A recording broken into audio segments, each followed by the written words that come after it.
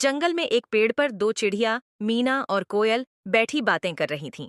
मीना, कोयल बहन, आज बहुत भूख लगी है, चलो नीचे जाकर कुछ दाने चुनते हैं। कोयल, हाँ मीना, लेकिन देखना होगा कि कहीं कोई खतरा तो नहीं। मीना, अरे देखो, जमीन पर कितने स्वादिष्ट दाने पड़े हैं, चलो जल्दी चलते हैं। दोनों चिड़िया नीचे आती हैं और दाने खाने लगती हैं, लेकिन जैसे ही वे खाने लगती हैं, वे शिकारी के जाल में फंस जाती हैं। मीना, अरे ये क्या हो गया, हम फंस गईं। अब क्या होगा? कोयल, घबराओ मत मीना, अगर हम मिलकर कोशिश करें तो हम इस जाल से निकल सकते हैं। मीना, हाँ बहन, चलो एक साथ पंख फड़फड़ाते हैं। दोनों चिड़िया एक साथ अपने पंख जोर से हिलाने लगती हैं और पूरी ताकत से उड़ने की कोशिश करती हैं। कुछ ही देर में वे जाल को ऊपर उठाकर आसमान में ले जाती हैं और पास के एक पेड़ पर गिरा देती है, जिससे वे आजाद हो जाती हैं। मीना, वाह, हम बच गईं। कोयल, ये सब तुम्हारी समझदारी की वजह से हुआ। कोयल, नहीं बहन, ये हमारी दोस्ती और मिलकर काम करने की ताकत थी।